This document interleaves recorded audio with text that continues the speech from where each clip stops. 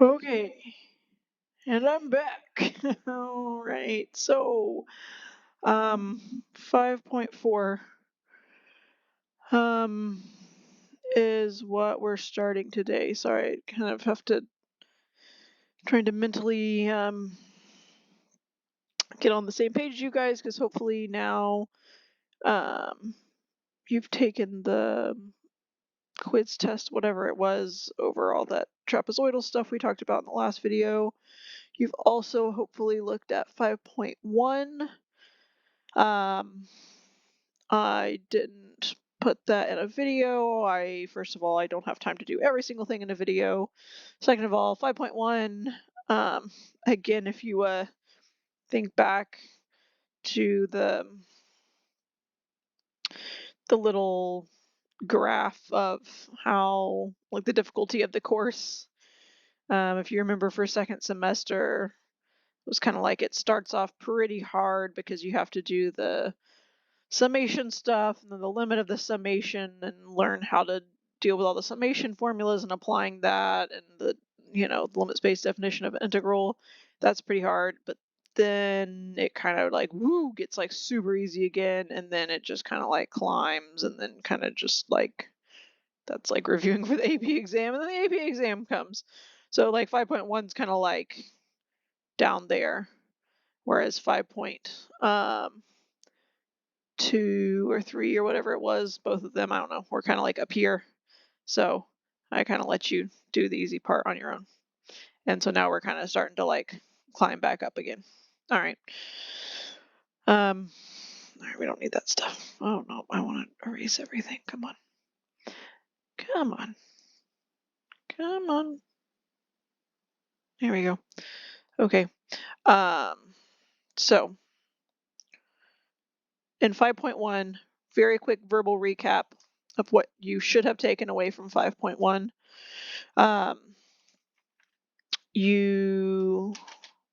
Right, so before 5.1, you had done like approximations with rectangles and sums of trapezoids to approximate areas under curves. And then for the rectangles, for the Riemann sums, we did the limit as the number of rectangles went to infinity of those, limit as the number of rectangles went to infinity, and then that became like the exact area under those curves. We called them integrals. You learned the little like notation-y thingy, and talked about, oh, like x goes from like some lower bound to an upper bound. You're taking the integral of a function, dx, this being like the tiny little widths, right? The dx being the tiny little, okay, hopefully I already taught you this in person, but this is in the past before I taught you this in person. So anyways, it's kind of trippy. So that's the dx. The height is like the height of the rectangles, right? And then we summed up all the rectangle-y things and we approximated them and we made there be an infinite number of them. And then we said, oh yes, that's equal to the exact area under the curve between x equals a and x equals b. Okay. And then 5.1, there's a lot of vocab there. We had kind of talked about differential equations before this section, so hopefully it wasn't a huge slam in the face. New terminology. We talked about what the word antiderivative means. It's essentially like literally undoing the derivative. Talked about general solution of a differential equation where you have like the antiderivative, right? So usually the differential equations you were talking about in 5.1, like tiny little baby differential equations, you would have like, y prime equals something. And the thing it equals was like in terms of x, like something really simple. And then you said, okay, you could just take the derivative of both sides, take the antiderivative of both sides. Antiderivative of y prime is just y, antiderivative of the right side. Then you learned a bunch of antiderivative rules, which were literally just the opposite. So like the opposite of power rule, right? So instead of like x squared going to 2x, x squared went to x to the third over 3 and that kind of stuff. Or like instead of the derivative sign is cosine, the antiderivative of cosine is sine.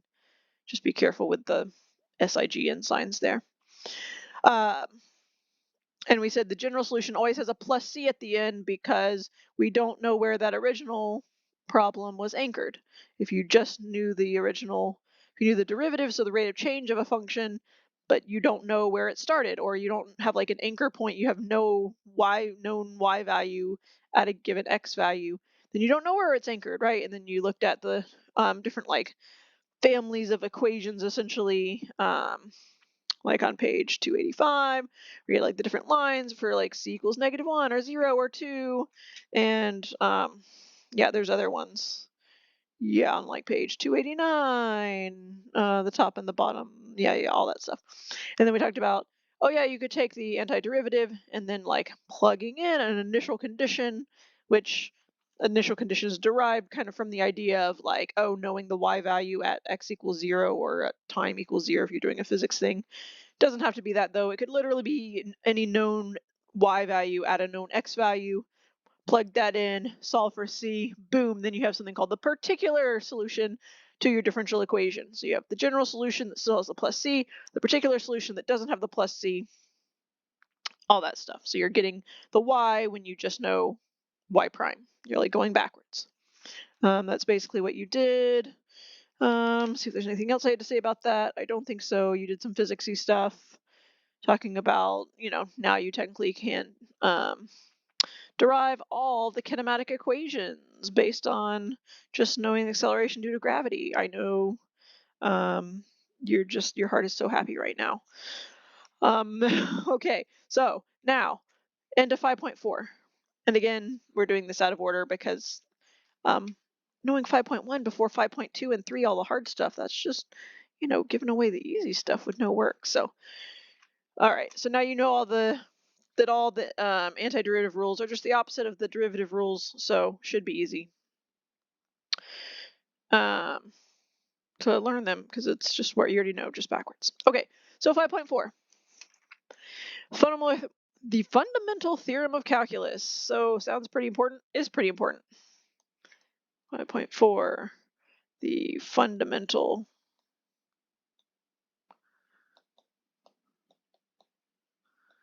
theorem of calculus. And surprise, they don't actually tell you this until later in the section, but there's actually two fundamental theorems of calculus. And you can abbreviate fundamental theorem of calculus as FTC. So there's kind of like a first FTC and a second FTC. It's also technically really confusing because, the textbook. Anyways, no one's really gonna notice this, but if you Google it or if you go to college, they might number them differently. Technically, if you Google the first FTC, it's going to pop up and actually tell you it's the second FTC and vice versa. So they're going to call what the book calls the second FTC the first FTC. If you Google it, it doesn't matter. I'm just going to go with the order the book goes so that we're not confused.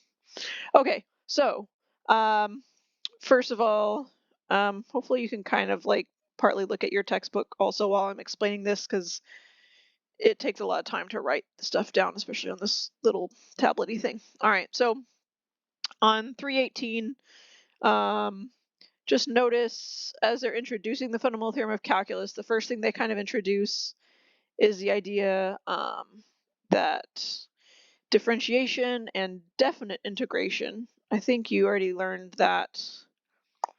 I believe that probably vocab was in 5.1. Definite versus indefinite integral, right? Hopefully. So whereas you had an indefinite, and I wonder if I can put my hand on this. All right, perfect. Indefinite. Oops. Sorry, I clicked a weird button. Integral. Versus a definite integral. So indefinite integral is when, very easy, indefinite integral, you're not given bounds to your integral. Definite integral, you're given bounds, right? So you're given bounds or numerical bounds.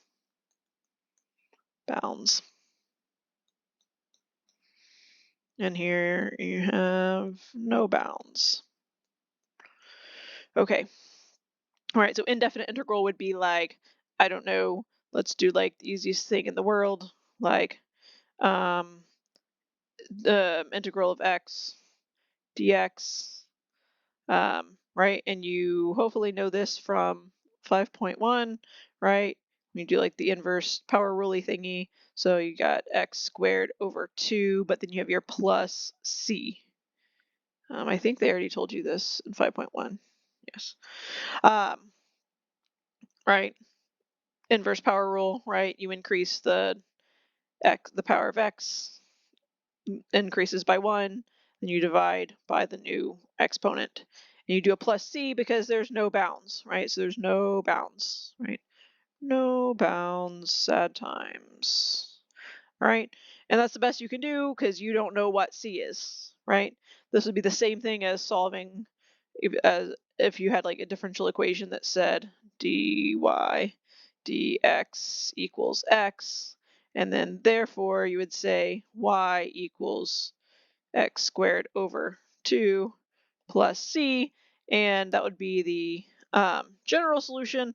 But until they give you some kind of initial condition, some kind of point on the original y graph where you knew the x comma y coordinate on the graph.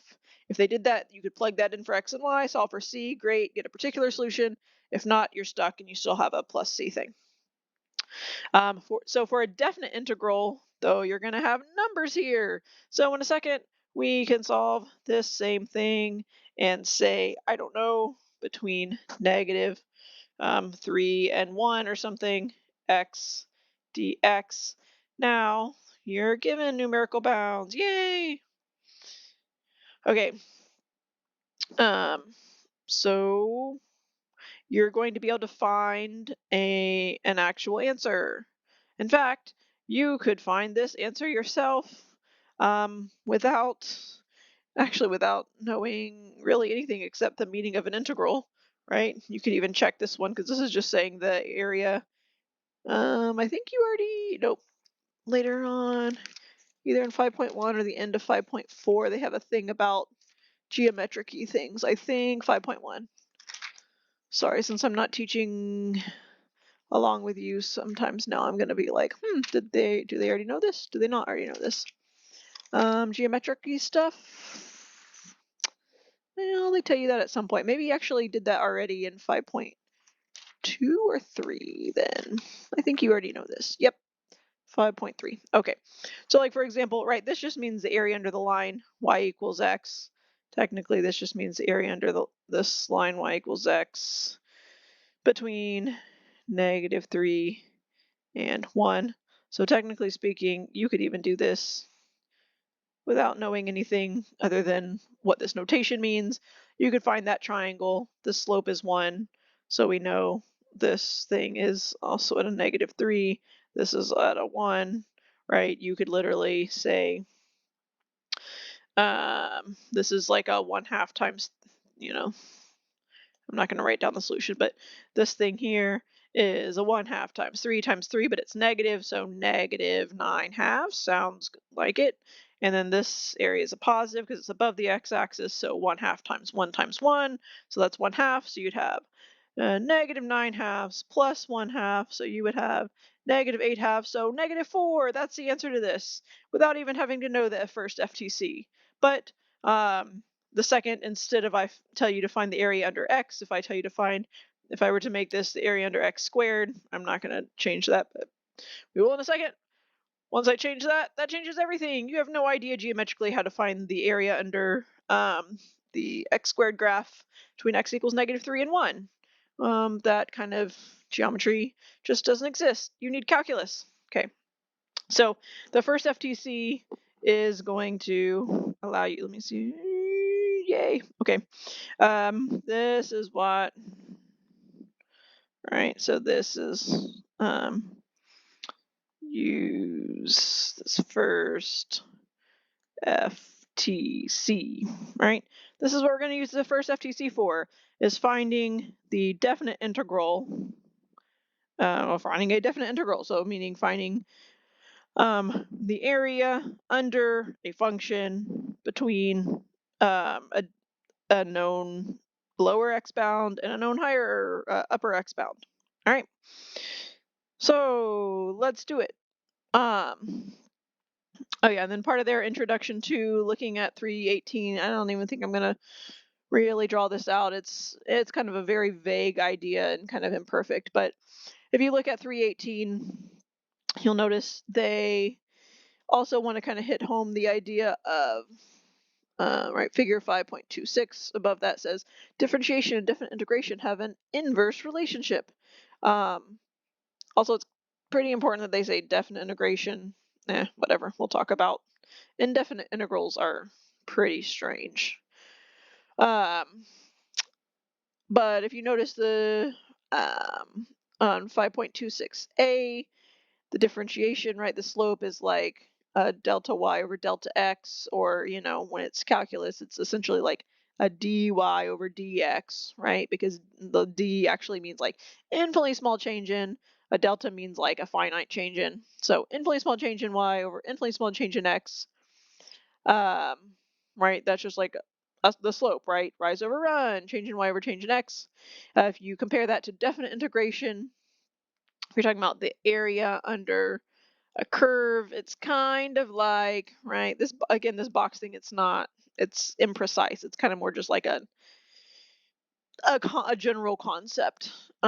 This doesn't do it exact justice, but vaguely speaking, right, the area of that little rectangle, which is not the perfect area under that um, curve, obviously, but the area of that little rectangle is delta y times delta x, right? Like width times height. So instead of being a division problem, it's now like a multiplication problem. So if instead of delta x and delta y, we use dy and dx, and we like kind of multiply them and like kind of like add them up, kind of sorta, that's kind of what the integral is again, like back here on the screen, right? If that's kind of like the y value and that's like the x value, we are kind of like multiplying, right, like the areas of these rectangles.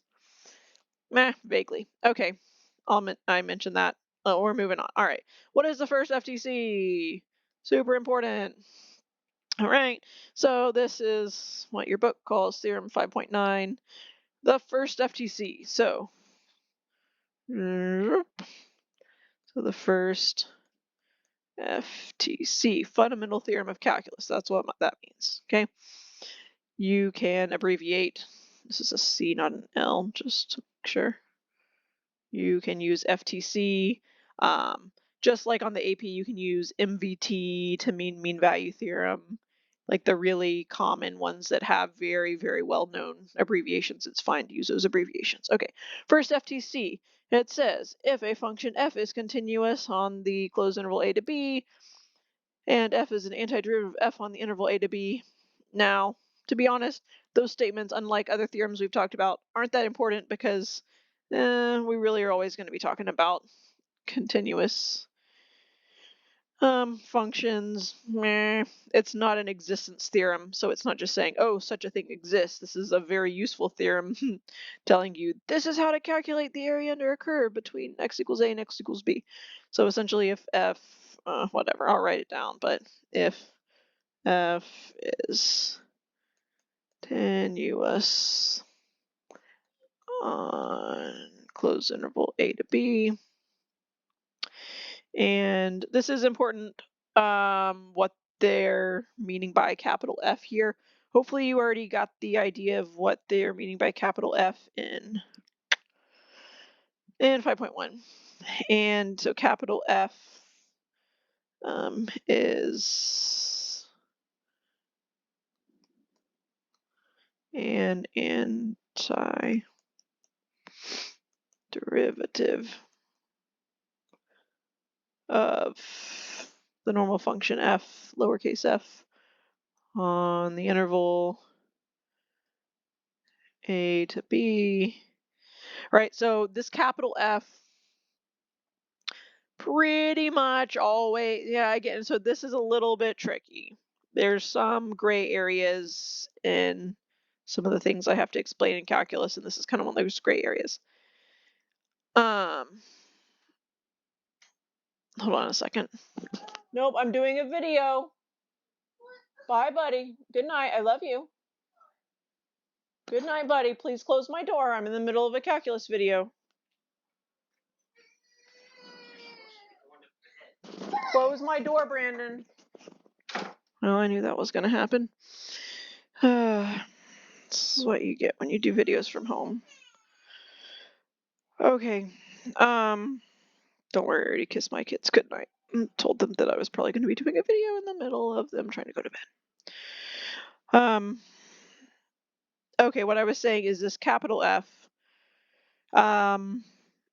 here is going to mean antiderivative of the normal function f. But when just because you see a capital letter for a function doesn't always mean for sure that it is the antiderivative of whatever lowercase thing it possibly could correlate to. So I'm going to write this off to the side and I'm going to erase it immediately.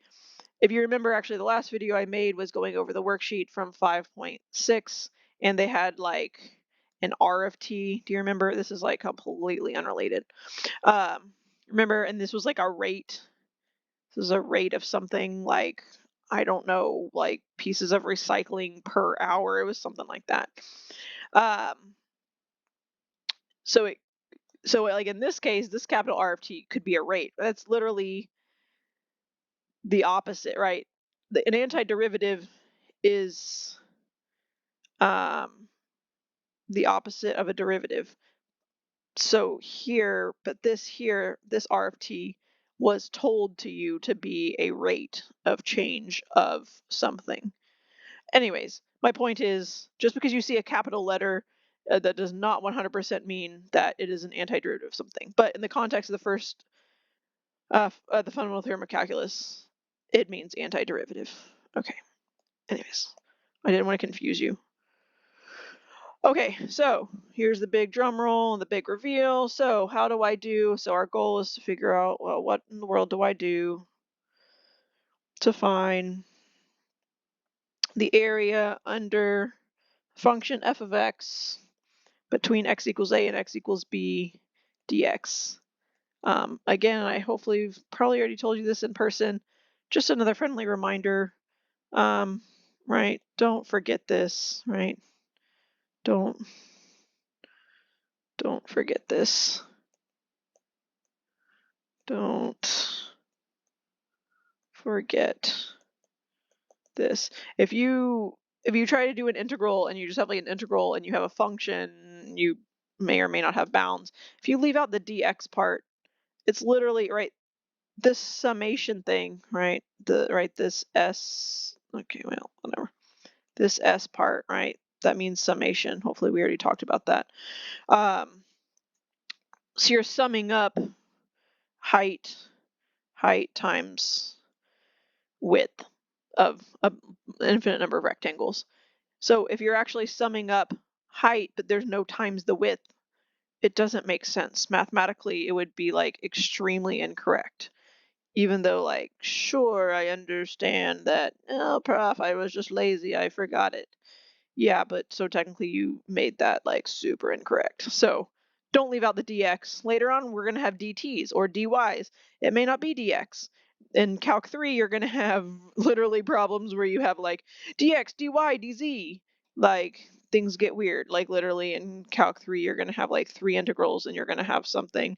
And then at the end, you're going to literally have dx, dy, dz. Really crazy stuff.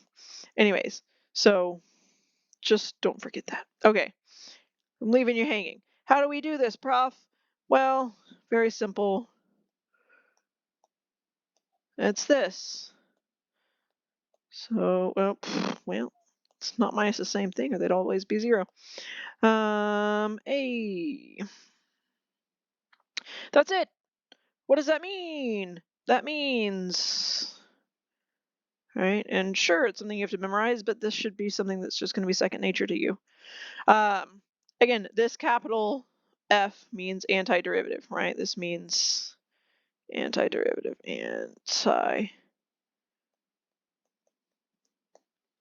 derivative of f of x evaluated at x equals b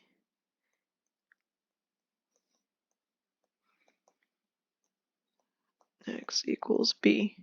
Okay, so these capital, and then obviously the other one means antiderivative f of x evaluated at x equals a. And they're subtracted. This is a subtraction sign. So it's pretty sweet. We're going to kind of learn more about the nature of the antiderivative as we go along, talk about an accumulation function. It gets pretty deep. Calculus is one of those things where even when I started teaching this class 7.5 years ago, the whole, I don't know, there were still some things that, it's kind of like the more you know, the more you can kind of dive deeper and gain new perspectives, and it's still pretty intriguing.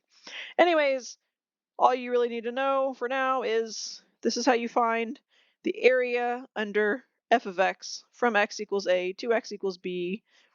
The way to find that is you take the antiderivative of f of x, and then you plug in b, and then you subtract the value of that same antiderivative when you plug in whatever a is, right? This b is like that, this a is like that. Great, okay? So we'll do an example. Maybe right now you're like, huh? So let's go back. In fact, I'm a little bit, this is a way we can check our geometry logic from before. Since I don't have a live class in front of me, I'm a little bit nervous to make sure I didn't make a mistake, because I think up here we said that this thing should be -8, so not -8, -4, because it was -9/2 plus 1/2, so -8 halves, so -4. So let's go ahead and do this thingy and make sure we're right. So hopefully this is actually right, because we had -9/2 plus 1/2, which is -4. So hopefully that's what we get. All right, so let's use the first FTC and do that as an example. All right, so, oh, I don't know what changes between when it lets me drag things and when it makes me draw things. Okay, so example. So if we want to find from -3 to 1 x dx. All right, so what we're going to do, the antiderivative of x is x squared over 2, right? That's how you undo the power rule. You increase the exponent by 1, because this is the same as just x to the first. Increase the exponent by 1, divide by the new exponent. All right, now the notation for this, which you can see this, I'm not going to write this all out, but I'm also going to make another comment on this beigey box on the bottom of 319. Again, I'm hoping you're actually, being good students and trying to make the most out of this not ideal time, and actually like at least half of you bringing your books so you can be nice and share with your neighbor or something. Anyways, so I'm gonna if you look in the beigey box, there's also kind of information about what I'm about to talk about here. So the way you would notate this, because we need to notate, okay, this is the antiderivative, but now we need to evaluate this at our upper bound and then evaluate our lower bound and subtract the two values. If you look in your book at 319 at the bottom of the beige box, you'll notice that they just put a one-sided, like a right-sided bracket next to the antiderivative part. But also sometimes they put two brackets. So like for number 3's example, and we're going to talk about what that means in a second, because that has to do with the plus C and like, where does the plus C go? There's two brackets on that. And if you look at the top of the next page, in those examples A and B have two brackets on them. I think because A has a subtraction, so it's like a whole, it's not just a one-term thing, and B has also brackets because there's a 3 that's outside the brackets. But then C, since there's only one term, there's no like extra multiplier. It's just tan x with a right-sided bracket. So 2 brackets is fine. I would probably I think I learned 1 bracket, but I think 2 brackets makes the most sense so you can just always do 2 brackets. So not a big deal. But then you're going to write your lower bound down here and write your upper bound up here.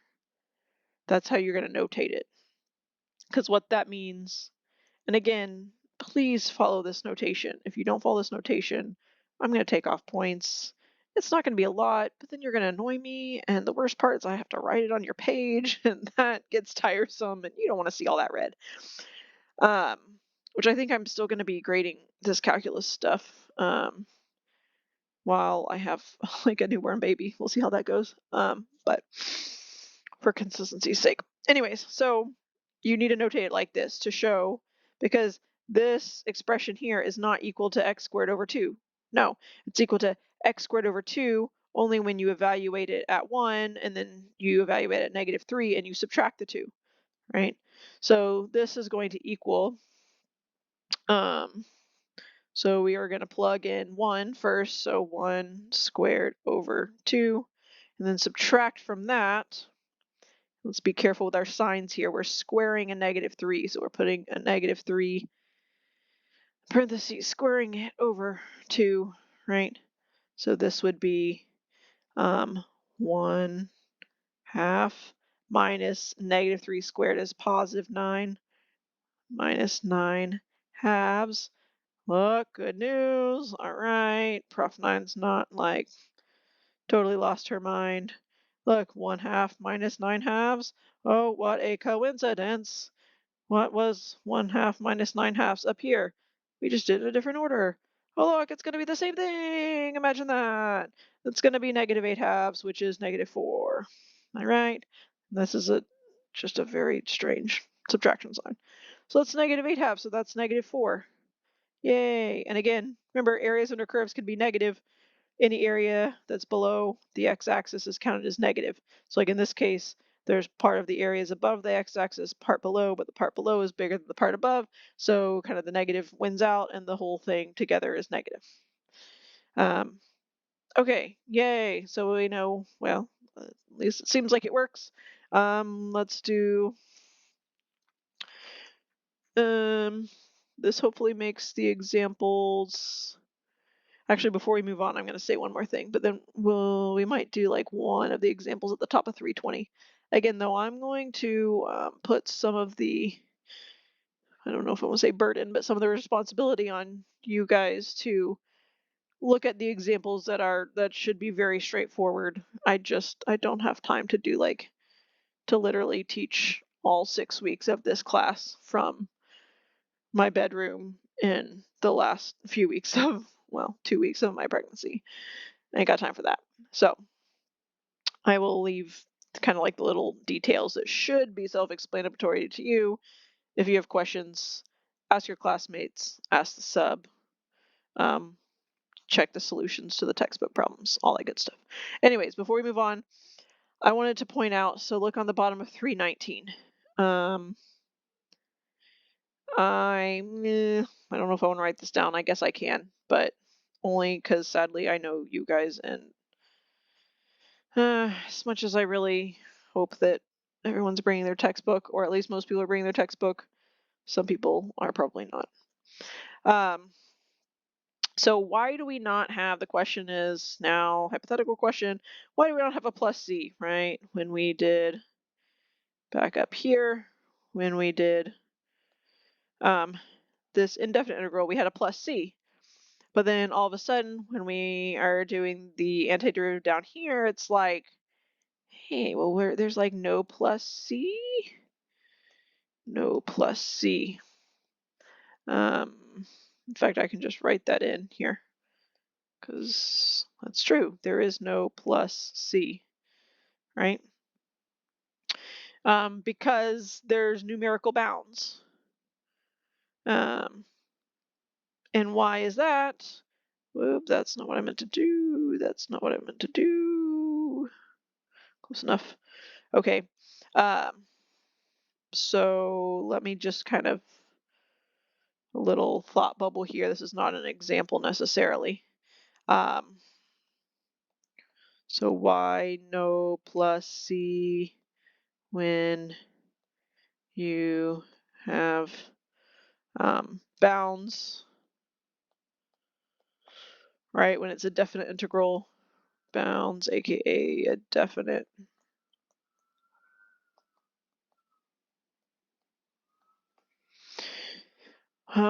y no plus c, because if you started out like this and we said a b f of x dx equals, if we did it this way, if we said, okay, the antiderivative f of x is capital F of x plus c, I mean, you wouldn't be wrong. Now we're not done.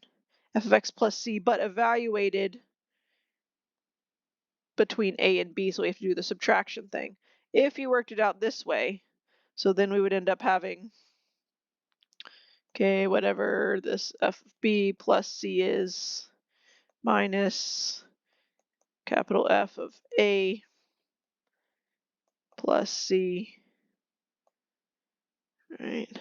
And these two are the same c, right? Same c. They're the same c, and you have c minus c, right? They're going to cancel, right? So they're going to cancel so that at the end you're still going to just have the f, capital F of b minus capital F of a. So the c's cancel out, because whatever the c was for one would have to be the same c for the other one. Okay, so that's why you don't have to have a plus c when you have bounds. When you have a definite integral, you need the plus c if there's no bounds given, or when you're solving a differential equation that's a general differential equation, and you don't, before you've plugged in your initial condition. Okay, so the examples, I think I'm gonna pretty much just let you, we can briefly mention the examples at the top of page 320. Example 1, so when you have, right, if you have more than one term, it's the same thing.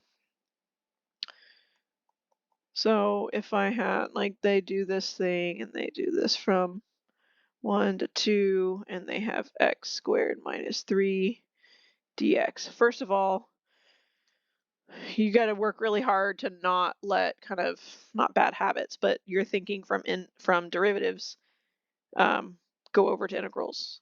You're so used to seeing, oh, minus 3, oh, that's a constant, ignore. No, no, no, no, no, no, my friend, right? We do not ignore constants and integrals, right? That's essentially like minus 3x to the 0, and then if you kind of do like a weird power rule thing. Anyways, the antiderivative negative 3 is negative 3x, right? So this is going to be x cubed over 3 minus 3x. It does not go away. That would be only for derivatives. Evaluate between 1 and 2. So you would just have your two terms, and that's why you would just do your two brackets here so that you can show that both of those terms are applying to when you have to plug in the 1 and the 2.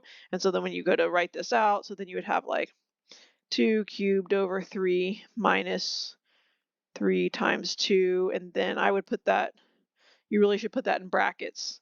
The first one's not as important as the second one. Super duper duper duper duper duper duper duper important that the second, when you plug in the second one, when there's more than one term, that you put the whole thing in brackets, all right?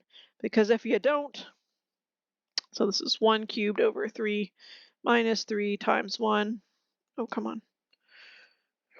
If you don't put this second thing in brackets, you're going to not know to distribute the negative sign. So important, distribute the negative sign, right? Distribute. Oh, sorry, I keep hitting this button, I guess. What? Distribute the negative sign. right? So important. Distribute that to there, right? So that your problem ends up looking like 8 thirds minus 6 minus 1/3 minus 3, and then you're going to end up distributing the signs. Now, another kind of word of advice.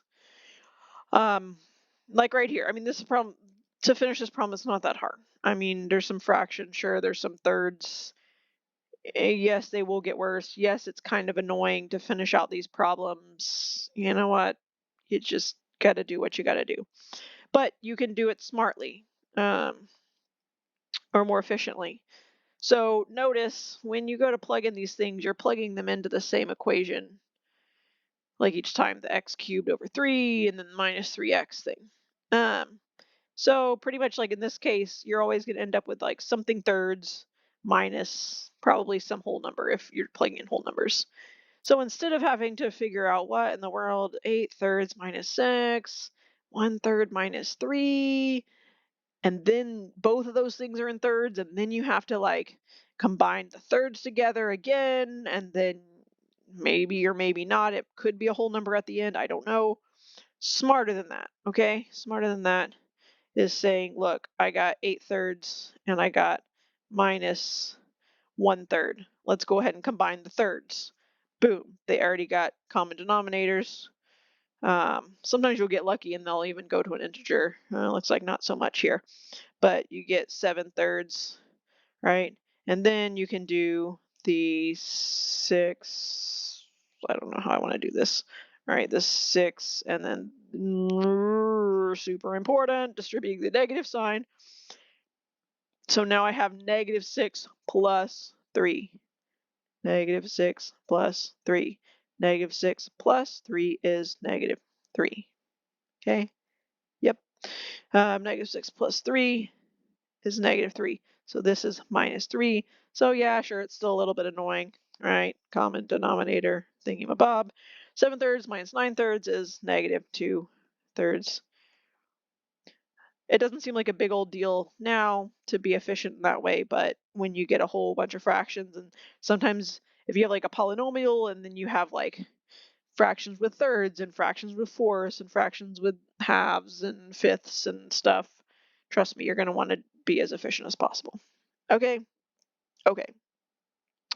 Um, Looking back at example 1 from 320, I'm not going to do all of these. Just look at B. Same idea, right? Don't get intimidated by the square root of x thing. Just rewrite it as fractional exponent, x to the 1/2. Do the reverse power rule thingamabob, 1/2. You add 1 to 1/2 is 3/2.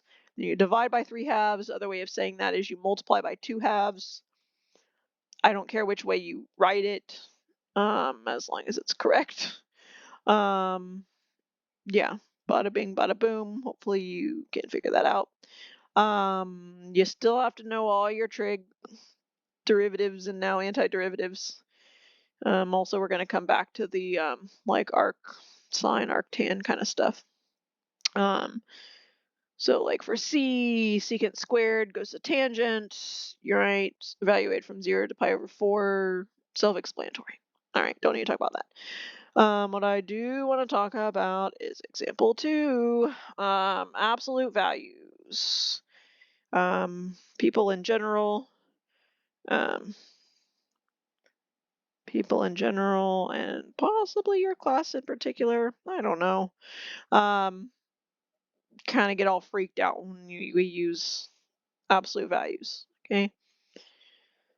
So definite integral involving absolute value. Unfortunately, there's no like, there's not like a rule for taking antiderivatives with an absolute value. It's not like a formula that you just apply that formula and you just always do it.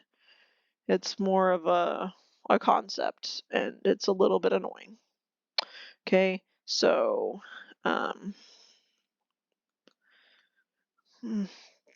this little button on the side of my stylus, and I don't know what it does, but it's really annoying. Integrating absolute value. So this is page 320, example 2. All right, so that looks strange. All right, page 320, example 2. So we want to evaluate the area between x equals 0 and x equals 2 of absolute value of 2x minus 1.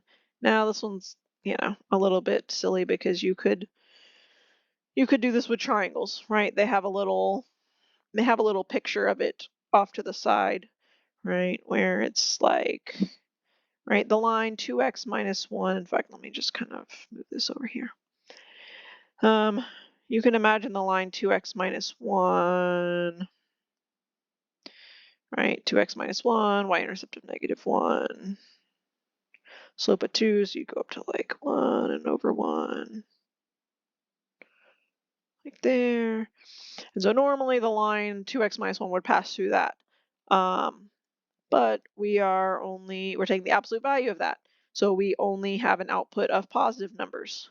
So you kind of even without doing this exactly now, but I don't want you to just give into the fact of like, oh yeah, I'll just always use geometry and absolute values. Nope, because what if I said absolute value of 2x squared minus 1?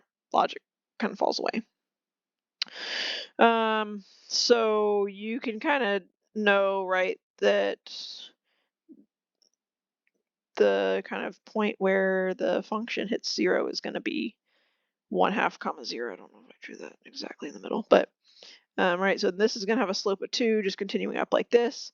But then instead of, right, it normally would be like down like this, but it can't be that because it's absolute value, so it flips up, right? So it ends up flipping up, and, okay, that's really just not the best little thing going on ever, but you get the idea. It's supposed to be a V that has the same slope on both sides, right? But we're only doing it between 0 and 2, so 2 is like, whoops. 2 is like, meh, here or something. So we're wanting this little area plus this area at 2. Let's see, at 2, this thing would be at 2 times 2 is 4, minus 1 is 3. So this would be at 3. We'll call that 3. So, oh, no, that's fine. Okay. So it's going to be this positive area plus this area that's also positive, right? Obviously, this is different than just evaluating the area under 2x minus 1, because normally the area between 0 and x equals 1/2 would be counted as negative area because it would go below the x-axis there. All right. So when you're integrating absolute value, right, the first thing you need to know is where does the function, without the absolute value sign, where does that hit 0? Like, where are we, on what intervals are we just able to just integrate the normal function, and which intervals do we have to change it? Another way of saying that is we have to rewrite the absolute value function as a piecewise function. So if you see that in the book, that's what they do. You don't have to rewrite it as a piecewise function if that freaks you out, but that's essentially what we're doing. So the big thing is when you have absolute value, and sometimes, I don't know if you're going to have that on this, I don't think you'll have an example like that, but sometimes, these absolute value functions could kind of hit 0 multiple times if it's like a, I don't know, cubic thing or something. Anyways, but this thing, well, let's not do that. So this thing, 2x minus 1 equals 0 at x equals 1/2, right? Basic algebra tells you that. But then you need to know, okay, right, and it's a line, so it's on one side of that x equals 1/2, the function that you're really writing is just like normal y equals 2x minus 1. On the other side is where we actually had to flip it up because it normally would have been a negative value, so we actually have to take the opposite of it. So what we're really doing, whoop, that's not what I want to do. Okay. What we're really doing is if we rewrite this, again, you don't have to, I'm not going to require you to formally rewrite this as piecewise function, but that's basically what you mentally have to do, whether you like it or not. So this thing is equal to 2x, just normal 2x minus 1 when x is greater than x equals 1/2, right? You can think back to the graph. If you can think about it, this graph is actually quite easy, so you're not always going to be able to think about that. But if you can't think about the graph, then again, almost kind of like the first derivative test, you can just plug in a value greater than x equals 1/2. So if I plug in 1 to 2x minus 1, if I plug in 1, 2 times 1 is 2, minus 1 is 1, that's positive, great. So now that's positive from then on up. So 2x minus 1, so it's equal to itself when x is greater than, and we can say equal to, it doesn't matter which one we assign equal to because at x equals 1/2, the function is going to equal 0, it doesn't matter. So greater than or equal to 1/2, okay? But then, right, again, back to our little graphy thingy, down here, this would have been, right, let me get my pointer, right, and this, if we had just done y equals 2x minus 1, we would have had this negative line starting at x equals 1/2.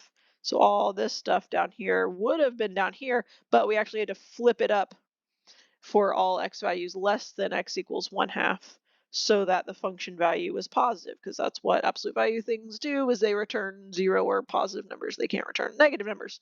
So this is kind of trippy, but we actually return the negative value, the negative of what we normally would have returned, right? So just y equals 2x minus 1. When x equals 0, for example, we would have returned a negative 1. But since we took the absolute value of negative 1, we returned a positive 1.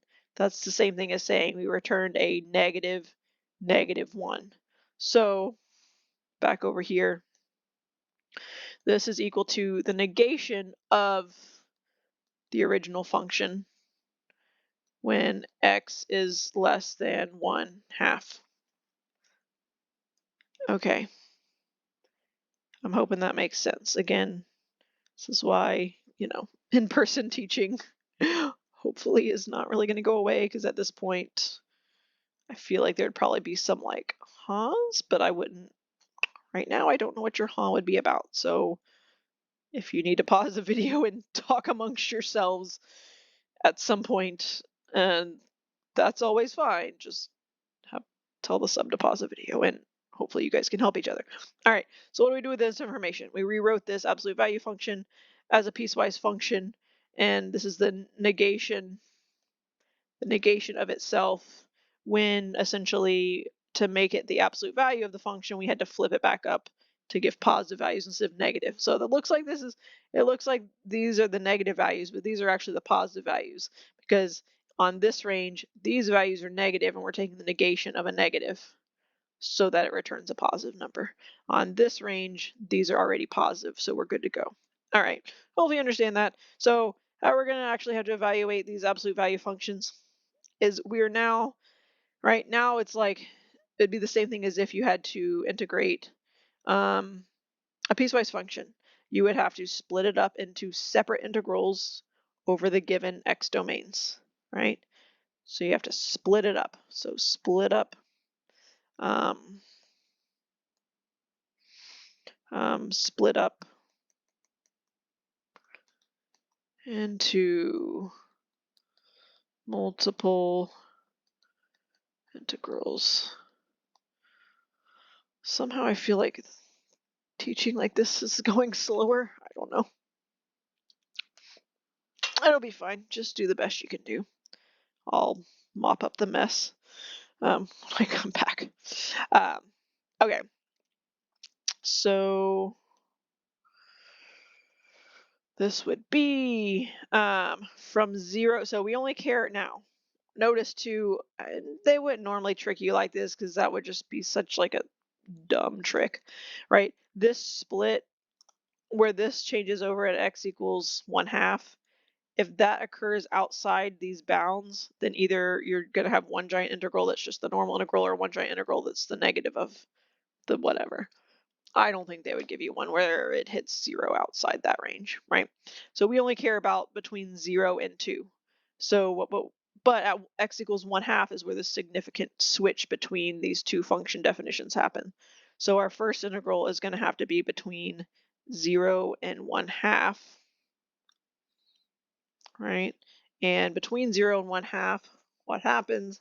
0 and 1/2, that's when our function is defined by this thing. So we have to actually take the negation of this thing. Again, that sounds like that's where the values are negative, but the values are not negative. You're just negating already existing negative values to make them, force them to be positive.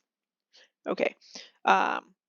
Another way of saying that, and so like if you wanted to, doesn't really matter which one you do, I guess you could put the negative sign inside.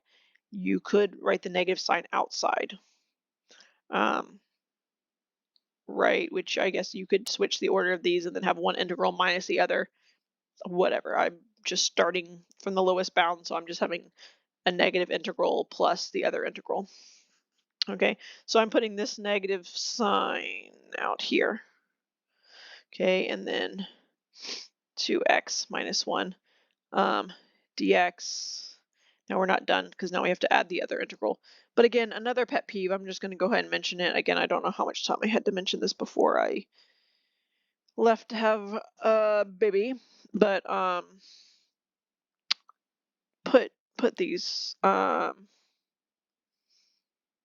make sure you have parentheses. If you have more than one, if you have one term, fine, great. You could write 2x dx, no parentheses needed.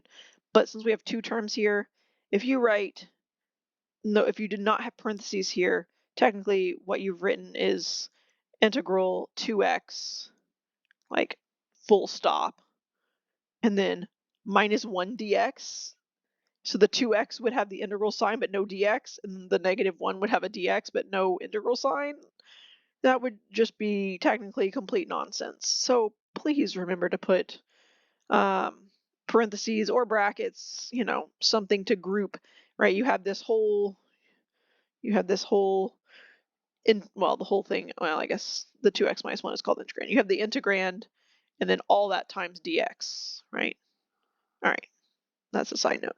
Okay, back to our thing. So now we're doing the from 1/2 to 2 parentheses to x minus 1 dx. Okay, and I'm not going to take the time to write out the rest of that. It's in your book. It's on the middle of page. Right, so C, page 320 for the rest of the solution, right? So at that point, the 2x's become, right, 2x squared over 2's, the 2's cancel, so you end up having x squareds. The 1's become x's for the antiderivative. You just be very careful. Notice how they use their brackets. They put the negative, the book puts this negative sign in here instead. I'm letting that disappear because it doesn't matter. It's the same thing.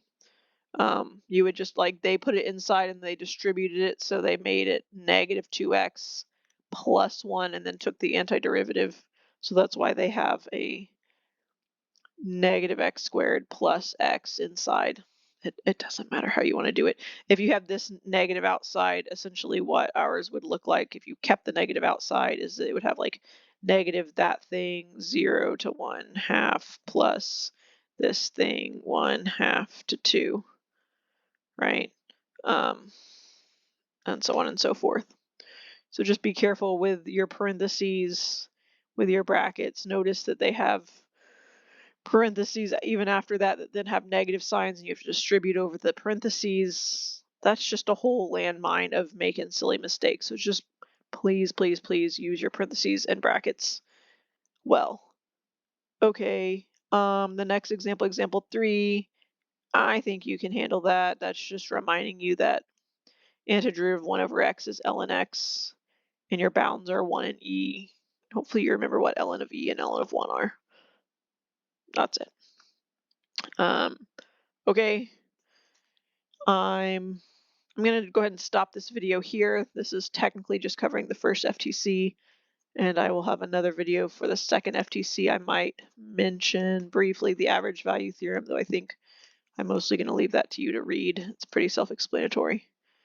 And then the next video will mostly be on the second FTC, which I kind of call the first FTC kind of the easy FTC, because it's literally just instructions for how to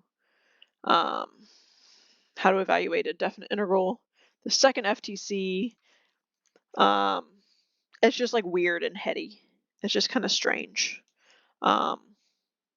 So you'll see. Anyways, signing off. Again, help each other.